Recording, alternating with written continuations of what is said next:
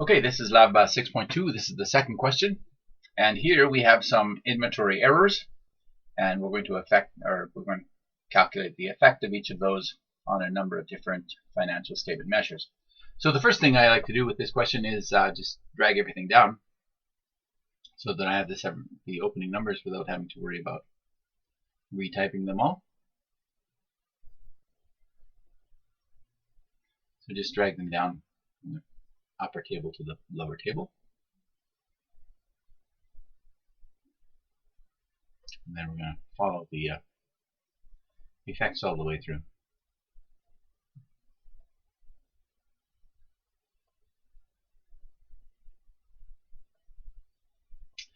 Okay, so we're told in the information up at the top here that the inventory on December 31st, 2014, that's this year, was overstated by 18,000. So that's the ending inventory from December 31st, 2014. So let's deal with that effect first. That effect is going to, if the inventory is overstated, that means that the cost of goods sold would be understated. So first of all, we need to increase the cost of goods sold to correct that. And then of course, if our cost of goods sold went up, that means our net income would go down. So the opposite effect, if we added the inventory effect to cost of goods sold, the net effect is to do the opposite for net income. Okay, so then total current assets, our inventory is part of total current assets. So since we have overstated the inventory, that means we need to reduce it. So 18,000. Whatever the effect was on the total current assets number has to be balanced in equity. So the effect is the same on the total equity number. Okay, so that takes care of the effect of that overstatement from December 31st, 2014 on the 2014 numbers, but we also have to remember that that's going to affect the opening inventory in 2015.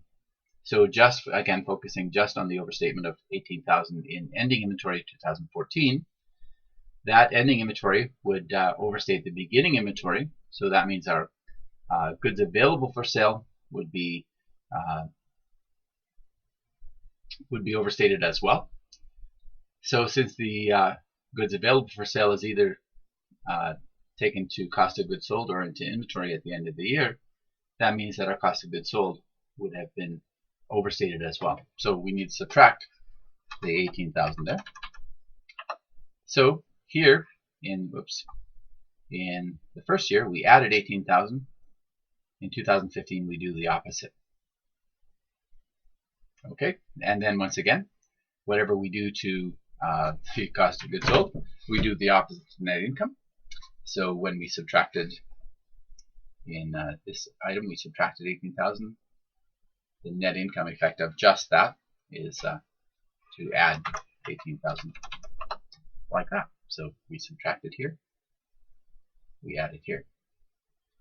Okay, then the total current assets with regard to that opening inventory at the end of the year, it's all gone. Right, that inventory has been completely sold, so there's no effect on the current assets from that 18,000 overstatement in the previous year. So there's no effect on equity either from that 18,000 overstatement. Okay, so that takes care of all of the effects of the December 31st ending inventory being overstated. Now we need to look at the December 31st, 2015, and that inventory was understated by 47,000. So here in 2014 we added 18,000 for an overstatement, so we have to do the opposite effect for the understatement here. So whereas we added it here, we're going to subtract it here. So we're going to subtract 47,000. Once again, we're just focusing on the 47,000 here. So whatever we do to the cost of goods sold, we need to do the opposite to net income. So we need to add 47,000 to our net income number.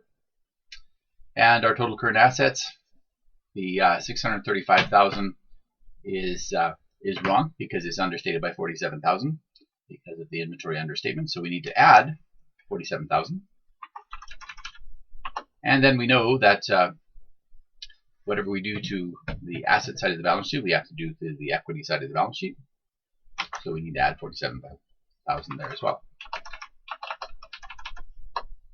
So we've added 47,000 there. We need to add 47,000 there.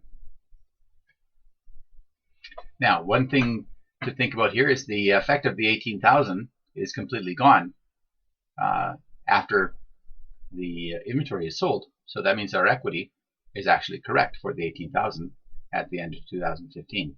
Our total current assets is also correct for that number. So the cost of goods sold for that 18,000 has to either show up in 2014 or 2015, and it has. So we've accounted for it there. Now, once again, we're focusing on the effect of the 47,000. So next year, that 47,000 will be an understatement in our beginning inventory number. So once again, whatever we did in 2015, we have to do the opposite in 2016. So we took out 47,000 here. We need to add 47,000 here.